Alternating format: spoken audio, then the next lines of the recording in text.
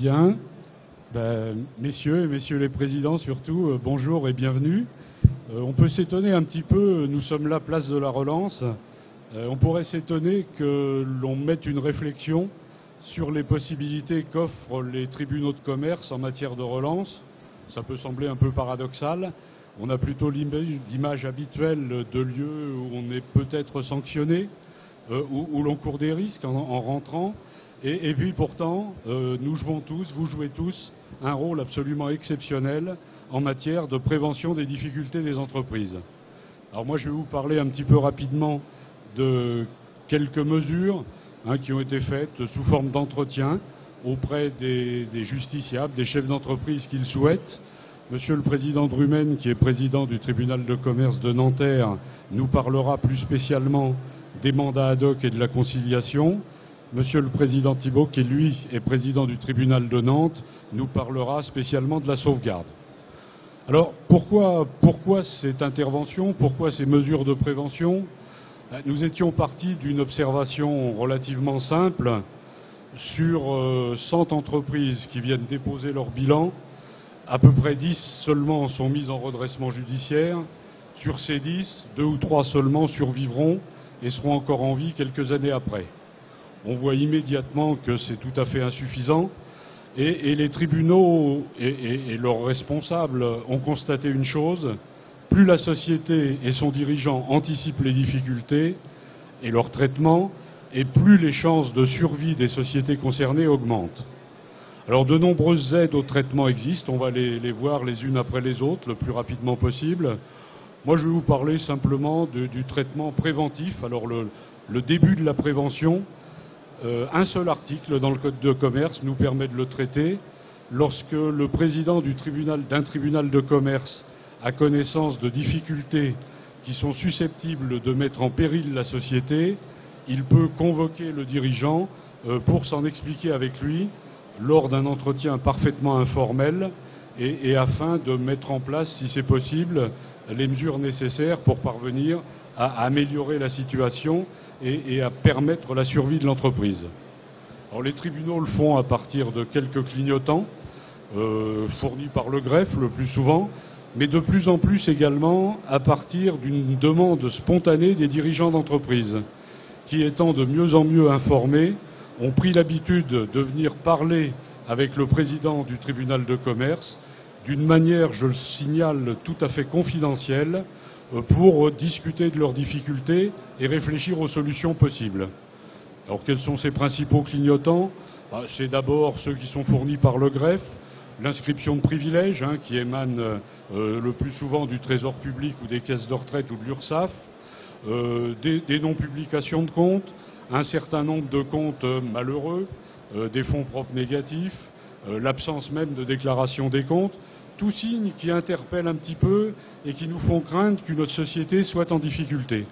Alors dans ce cadre-là, ou lorsque le dirigeant nous le demande, nous allons immédiatement avoir un entretien avec lui et nous efforcer de trouver des solutions. Alors cet entretien se passe de façon totalement confidentielle. Personne n'en a connaissance. Il faut que vous sachiez par exemple que dans les couloirs du tribunal, le nom de la société et le nom de son dirigeant ne sont pas affichés. On appelle simplement le numéro 5 devant le président untel du tribunal. Et cette personne est reçue de façon parfaitement confidentielle pour exposer ses problèmes et essayer de trouver des difficultés. C'est un sujet en développement. À Paris, nous employons une quarantaine de juges pour cette fonction. Nous réalisons entre 4 et 5 000 entretiens de prévention et nous avons pu constater qu'environ les 2/3 des sociétés qui sont venues à ces entretiens de prévention sont encore en vie 2 ans après. Il n'y a pas forcément de lien direct entre les deux événements, mais au moins nous nous sommes assurés que ces dirigeants d'entreprise ont anticipé leurs difficultés, ont accepté d'en parler et finalement ont réfléchi avec d'autres aux solutions possibles. Bien entendu, il n'est pas question de donner des conseils, il n'est pas question de remplacer d'une façon quelconque le dirigeant de cette entreprise, mais de lui apporter une écoute attentive et une aide qui lui permet souvent de mieux réfléchir à ses possibilités. Alors à côté de ce traitement préventif, et je vais passer la parole maintenant à mes collègues, existent des procédures un peu plus conventionnelles, un peu plus formelles. Et Monsieur le Président Drumen, la première question que j'ai envie de vous poser, que pensez-vous des procédures conventionnelles et en quoi permettent-elles la relance et la survie des entreprises? Je vous remercie. D'abord, je ferai une remarque sur ce que vous avez dit.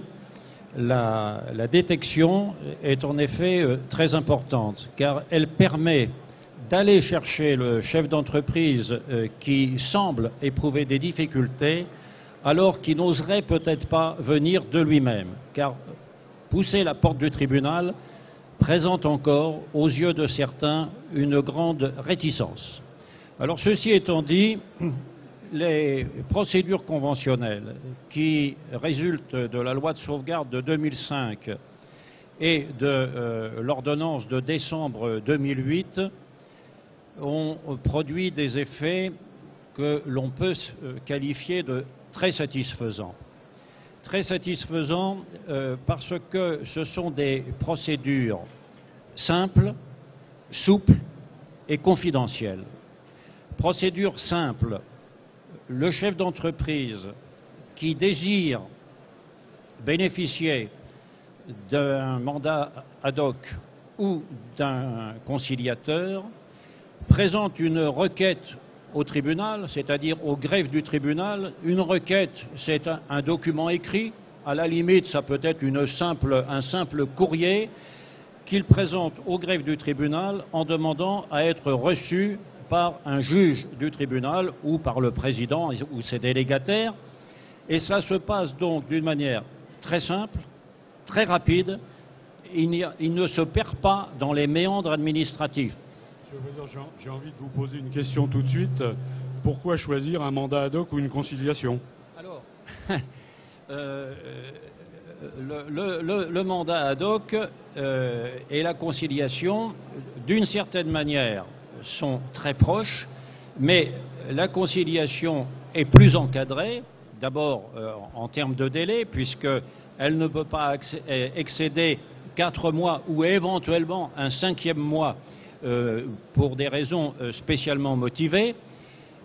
Mais surtout, la conciliation peut être ouverte lorsque l'entreprise est déjà en cessation de paiement, pour autant que la cessation de paiement n'excède pas 45 jours. C'est donc une différence notable. Ça m'amène, si vous me permettez, à une nouvelle question. Est-ce qu'il y a arrêt des poursuites pendant ces procédures, quand même normalement ouvertes avant cessation des paiements? Pardon, Est-ce qu'il y a arrêt des poursuites pendant la durée de ces procédures, mandat ad hoc ou conciliation? Alors, dès que le mandataire ad hoc ou le conciliateur est nommé par ordonnance du président du tribunal, il va immédiatement se mettre à l'œuvre dans les délais qui lui sont impartis, et ce qui est très important, c'est qu'il va agir avec la bénédiction du tribunal, et par conséquent sa voix n'est plus celle d'un simple consultant, c'est la voix du tribunal en quelque sorte. Et l'expérience montre qu'il est entendu. Et pour répondre précisément à votre question, dans le cas de la conciliation, si le débiteur, le requérant, le chef d'entreprise est poursuivi, il pourra demander à bénéficier de délais dans le cadre du fameux article qui permet d'accorder des délais jusqu'à 2 ans. Et ça, c'est évidemment un aspect très appréciable qui est assez souvent utilisé. Ce n'est donc pas un arrêt des poursuites à proprement parler, comme il existe en procédure collective, mais les effets sont très comparables, puisque s'il est poursuivi, et s'il est poursuivi non seulement judiciairement, mais simplement mis en demeure, et ça c'est un acquis de l'ordonnance de décembre 2008, il pourra demander des délais qui lui seront accordés en référé, enfin qui pourront lui être accordés en référé, dans le cadre donc d'une procédure extrêmement rapide. le président du tribunal étant à ce moment-là éclairé, ce sont les termes de l'ordonnance, éclairé par le conciliateur. Alors on en voit tout de suite les avantages, les possibilités, mais il y a une remarque qui est souvent faite aussi, ça coûte cher. Quels sont les coûts d'une procédure, mandat ad hoc ou conciliation? Bon, évidemment, tout travail mérite rémunération. Ce qu'il faut quand même souligner, c'est que le mandataire ad hoc comme le conciliateur devront, lors de la signature de l'ordonnance par le président, s'être mis d'accord avec le requérant, avec le chef d'entreprise, sur le montant de l'honoraire. C'est quelque chose de tout à fait capital. Plus précisément, les honoraires comprennent en général un taux horaire fixe. Les mandataires conciliateurs qui, dans la très grande majorité des cas, je dirais en 99% des cas, sont des administrateurs judiciaires, travaillent sur la base d'un honoraire de l'ordre de 350 € de l'heure pour les mandataires seniors, de 250 pour les juniors, et avec un plafond. Ce qui donc n'effraie pas la petite entreprise, ne doit pas l'effrayer. Et il s'y ajoute, pour les gros dossiers, assez souvent ce qu'on appelle un honoraire de succès. Un honoraire de succès qui est un pourcentage qui sera fonction alors de l'ouverture de crédit obtenu, de la remise de dettes, etc. Donc là, c'est ouvert. Donc je vous ai bien compris, Monsieur le Président, le dirigeant de l'entreprise qui sollicite l'ouverture de ce mandat ou de cette conciliation, c'est, avant l'ouverture même de la procédure, le coût de cette procédure. Parfaitement. Il est au courant de ce que ça lui coûtera. Et j'ajoute à cette occasion un point qui me paraît tout à fait essentiel, c'est qu'il aura, dans la plupart des cas, pressenti le mandataire ou le conciliateur. Car dans ce domaine, il faut bien souligner que l'intuitu personné est capital. Et un chef d'entreprise doit être en pleine confiance avec le mandataire ou le conciliateur, puisqu'ils ont un chemin difficile à parcourir ensemble. Et la discussion de l'honoraire fait partie de cette relation de confiance. Alors le temps nous est malheureusement un petit peu compté. Vous avez évoqué l'ordonnance de 2008, enfin le décret de 2008 mis en application en janvier 2009. En quoi a-t-il changé la donne? Alors, l'ordonnance de 2008, de décembre 2008, déjà a eu un grand mérite. C'est de ne pas toucher au mandat ad hoc, qui fonctionne, et qui fonctionne admirablement. Et il n'y a pas eu de nouveauté sur ce plan, sinon la confirmation d'une pratique qui concernait justement la possibilité de pressentir un mandataire ou un conciliateur. En ce qui concerne la conciliation, j'y ai fait allusion tout à l'heure, concernant les demandes de délai. Avant l'ordonnance, il fallait être poursuivi judiciairement. Depuis l'ordonnance, une simple mise en demeure suffit. Et par ailleurs, mais ce n'est pas le sujet que j'ai à traiter, l'ordonnance a apporté des modifications sensibles concernant la sauvegarde. J'ai encore envie de vous poser une question, parce que très souvent on l'ignore. Les procédures que vous venez d'évoquer sont totalement confidentielles. Et donc ne paraissent pas dans la presse, ne paraissent pas dans les journaux, ne sont connues de personne, sauf du dirigeant et des parties qui font partie de l'accord.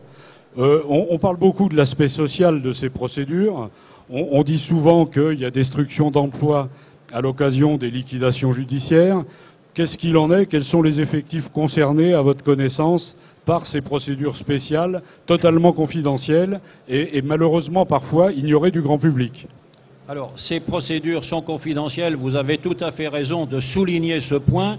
Il est capital, c'est lui qui explique le succès de ces procédures, la confidentialité. S'agissant des résultats, je crois qu'on peut les qualifier de très satisfaisants. On considère sur un plan national, sur un plan général, que les missions de mandat ad hoc ou de conciliation réussissent à 70%.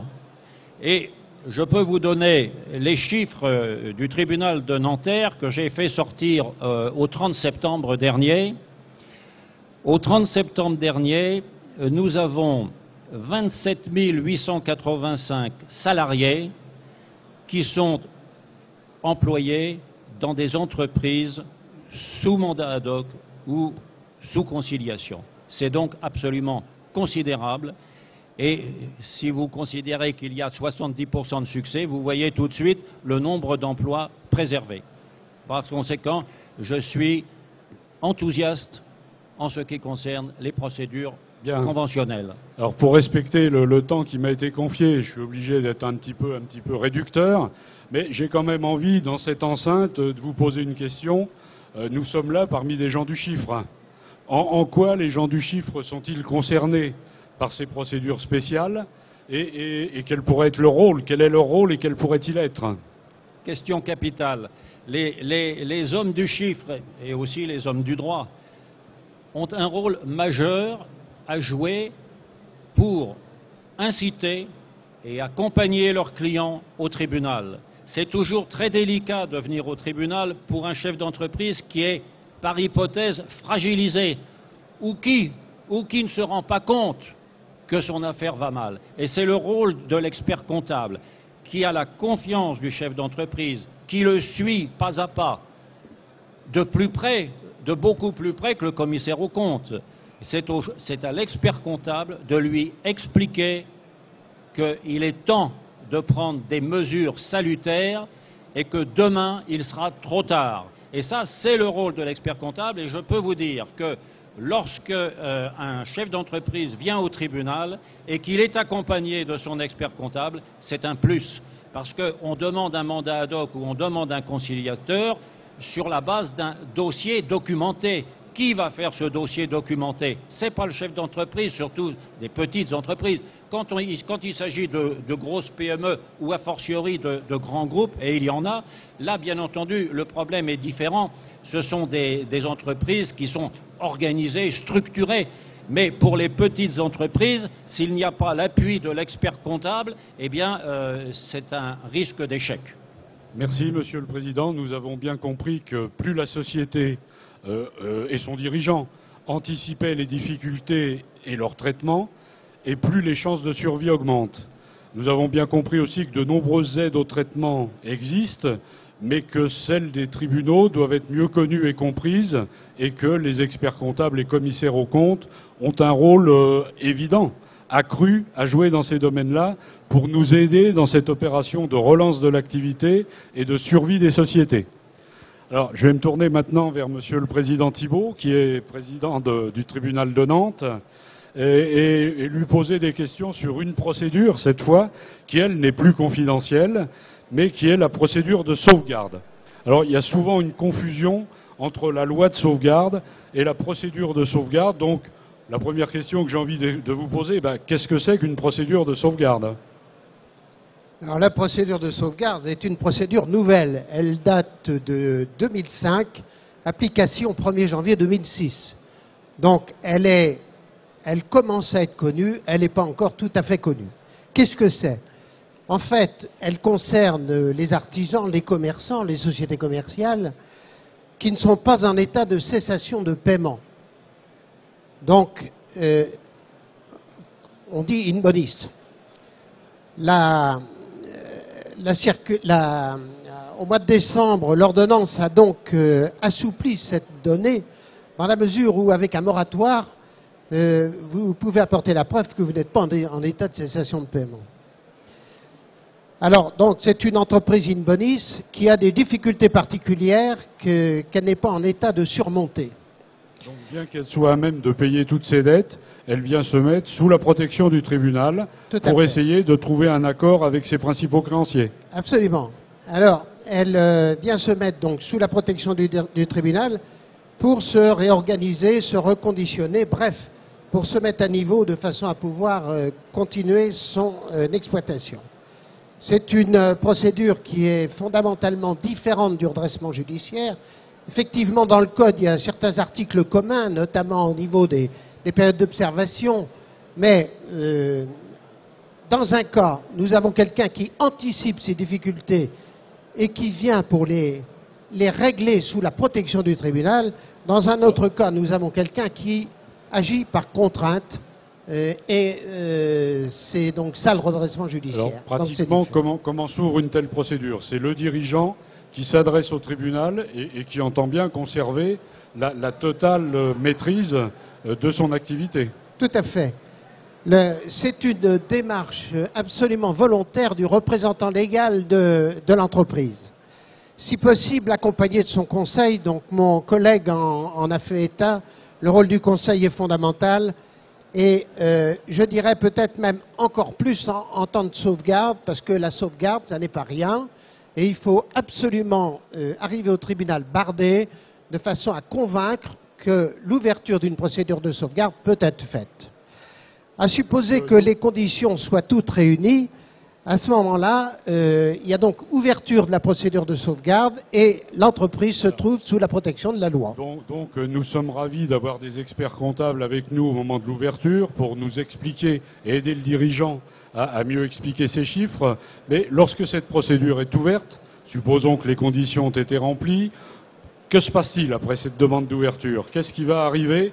Quel va être le sort du dirigeant de l'entreprise au cours des premiers mois et bien entendu de ses créanciers?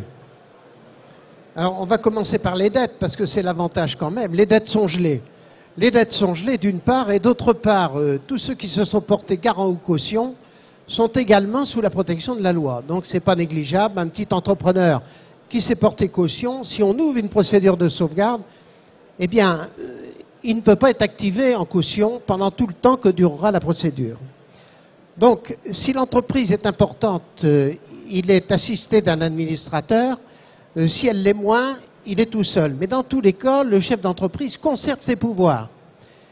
Il pourra effectivement diriger son entreprise, il pourra faire des actes de disposition, il pourra céder des parts, il pourra se séparer d'une branche d'activité qui n'était pas rentable.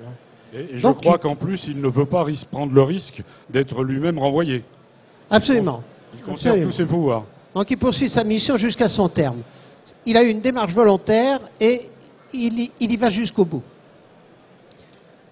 Donc l'objectif, évidemment, c'est de poursuivre l'activité avec le temps de la période d'observation qui, je vous le rappelle, est de 6 mois renouvelable une fois, éventuellement 2 fois avec l'accord du procureur, sur réquisition du procureur.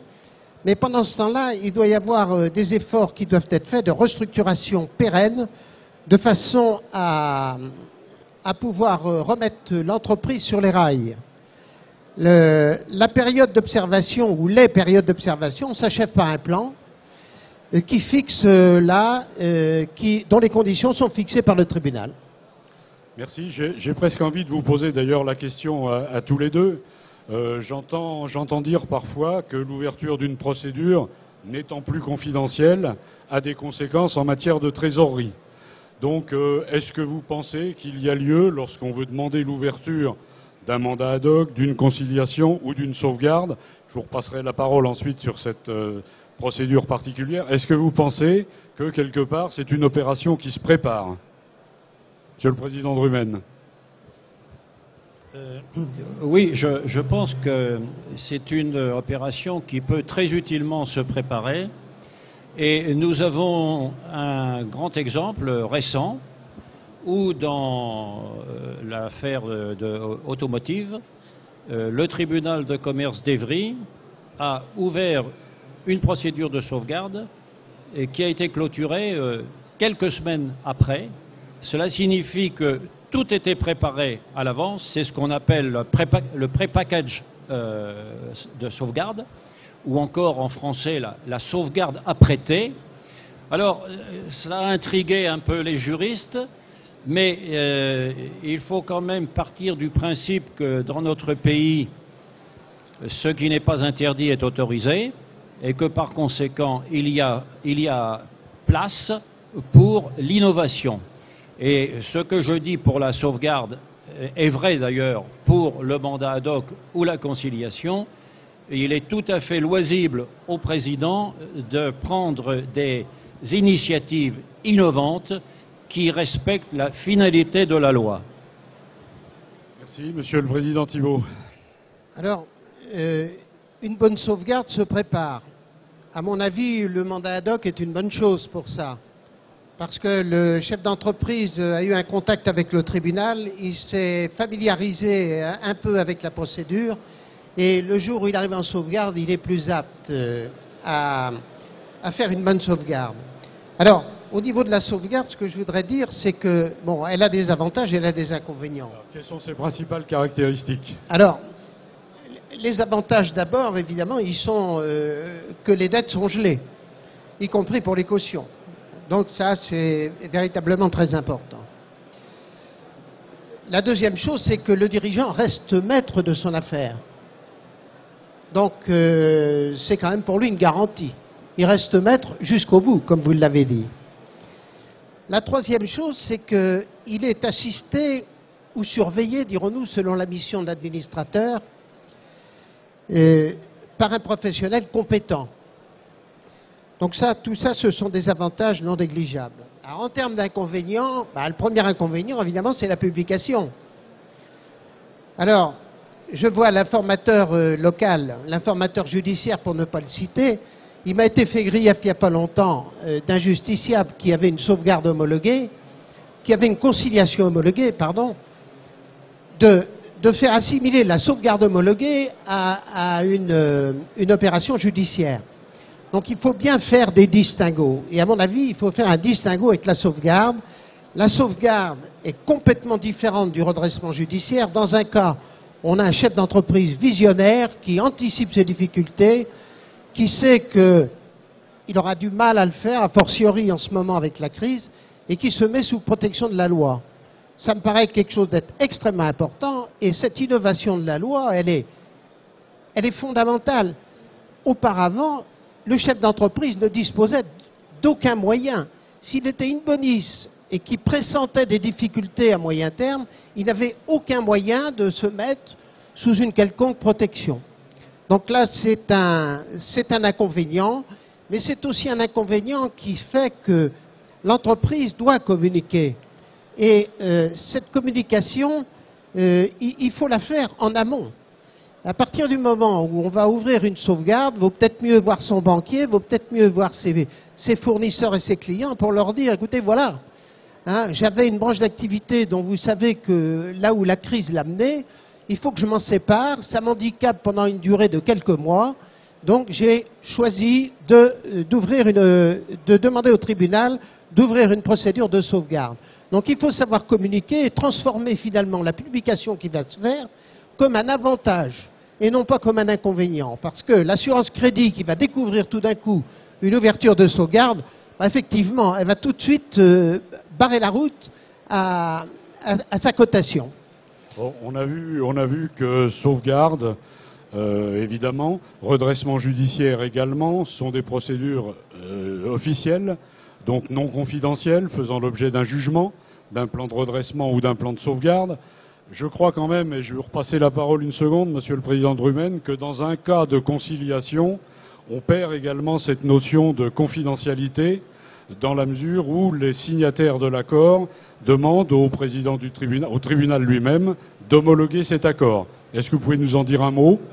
Alors, effectivement, la confidentialité qui est si importante peut être perdue lorsque l'accord de conciliation obtenu est homologué par le tribunal. Et alors, c'est un jugement. Et comme tout jugement, il est public. L'homologation doit être demandée. Mais c'est vrai que dans certains cas, il est souhaitable qu'elle le soit. Tout simplement pour que les créanciers qui ont permis à l'entreprise de survivre bénéficient de ce que l'on appelle le privilège de new money, c'est-à-dire la possibilité d'être remboursé avant tous autres créanciers. Et cela, c'est une nécessité qui est liée à l'homologation. Merci. Vous avez tous compris que nous sommes tous de chauds partisans des procédures mises à la disposition du tribunal, des tribunaux, très utilisées. Je vais vous poser deux questions. Une question qui va être ressentie, je pense, très positivement par vous, puis une qui l'est peut-être un petit peu moins. Alors commençons par le moins. Est-ce que ces procédures sont quand même, ne sont pas quand même d'un accès difficile pour les très petites entreprises qui sont la majorité du tissu économique de notre nation? La réponse est qu'elles sont difficiles si elles ne sont pas accompagnées par leur expert comptable. Voilà, le rôle de l'expert comptable est considérable. C'est celui qui est le plus près du chef d'entreprise et il doit absolument accompagner. Et quelquefois, quand j'entends un discours à Paris, eh bien, je m'aperçois qu'en province, c'est un petit peu différent. Alors, je formule un souhait, c'est que notamment pour la sauvegarde, eh bien, la confiance sous le chapeau duquel ce congrès se présente, eh bien, pénètre l'expert comptable, pénètre la sauvegarde, pénètre les justiciables, et qu'on arrive à continuer la progression que nous avons, car en 2007, au plan national, il y avait 500 sauvegardes arrondies. En 2008, nous sommes à 674, mais à ce jour de 2009, nous sommes à 1049. Merci. Alors, en ce qui concerne Paris, je peux vous dire simplement que le nombre de sauvegardes, de mandats ad hoc et de conciliation, au cours des 9 premiers mois de l'année, a augmenté d'environ 60% par rapport aux 9 mois correspondants de l'année dernière.